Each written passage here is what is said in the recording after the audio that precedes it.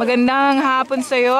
Sabi mo nga ang iyong pangalan? Magandang hapon po, ako si Ima Yorom. Ima? Ima, ilang taong ka na nakatira dito sa Abatex? Siyam na yata? Siyam na taon. Opo. Inyo bang pag-aari ang lupain dito sa Abatex? Sino ho may-ari ng lupain? Hindi namin alam eh. Hindi nyo kilala. In short, nag-i-squat kayo dito sa lugar na to. Oo. So, pagdating ng may-ari at pinaalis kayo, saan kayo pupunta? Sana lang. Saan pulutin? Aling Ina, tama ba? Ima. Ima, anong kinabubuhay niyo dito? Yung ako po, yung asawa ko po, may trabaho po ano. Yun, 350 nga lang po yung araw. Tapos ako, wala. Maakyat sa Kalakalan. Sa Kalakalan, na ibig mo sabihin nagbabasura? Nagbabasura. Yung mga anak mo? Minsan, pag Sabado Linggo, maakyat.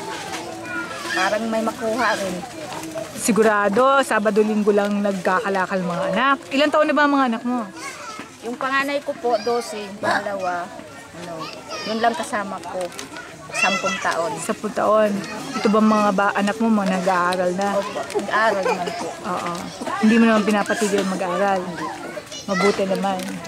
Hindi pwedeng patigilin. So, ano bang kahilingan mo sa gobyerno o sa mga taong may kaya? Sana po, matulungan kami rito, makaahon sa kahirapan. Okay. Bigyan ng kahit na konting puhunan sa negosyo, diba? Okay. Maraming salamat, Aling Ima. Naiiyak ka ba? Ako din naiiyak ako eh. Di dadako naman tayo dito. Anong pangalan nila? Marites de la Cruz po. Marites, ilang taon na ba yung anak mo? 3 months pa lang. 3 months pa lang. Asan ang tatay niya? Ilan taong ka na, Marites? 35 po. 35. Okay, mukhang bata ka pa eh. So, Marites, anong kinabubuhay mo? Wala po. Wala din trabaho asawa ko. Yun, yung panganay ko. Pag umaga kasi yung pasok niya. Tapos pag sa hapon, nangangalakal siya. Yun ang pangbaon nilang dalawa ng kapatid sa eskwelahan. Saan kayo kumukuha ng pagkain nyo? Wala nga po. Yun lang. Magdidiskarte yung asawa ko para lang makaano kami. Anong diskarte ginagawa niya? Manghihiram sa kapitbahay. Araw-araw yon. Kasi po minsan nangangalakal din siya. Okay. So, kung mahabang diskartihan yan. Walang makuhaan. Okay. Maraming salamat, Marites. Dumako naman tayo sa banda rito. Lani, ligar ining. Lapit ka ng konti. Ako lalapit sa'yo. Okay.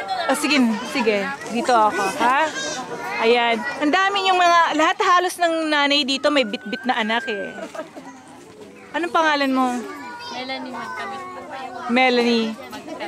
Ilang taong ka na, Melanie? 28. Pero ilan na anak mo?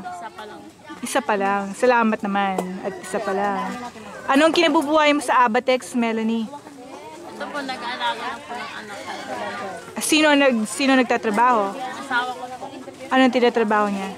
factory worker. Factory worker? Saan? San Mateo. San Mateo.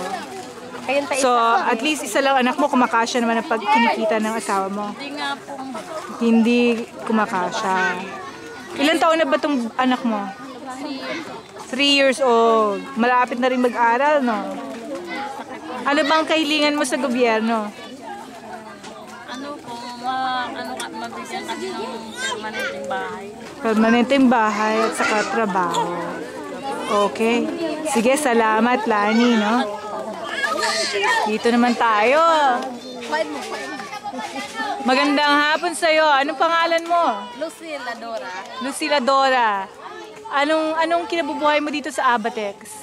Yung asawa ko karpentero eh. Okay. Karpentero. Tapos kami, kulang nga eh. Tapos pag Sabado Linggo, punta kami doon. Mga lahig din kami, mga lakal. Mga lahig at mga lakal. Okay.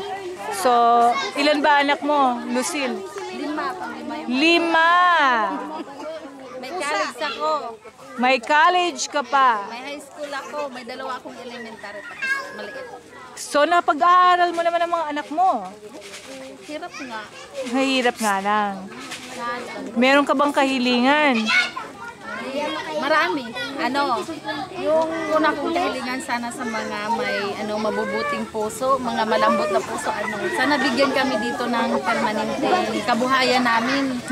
Kahit kami lang mga babae nandito sa bahay kumikita, parang makatulong kami sa mga asawa namin eh. Parang hindi yung darating yung time na tagsaing na, wala pa kaming sasaing. Wala kaming ulam, talbos na lang ng kamote, malunggay. Tapos,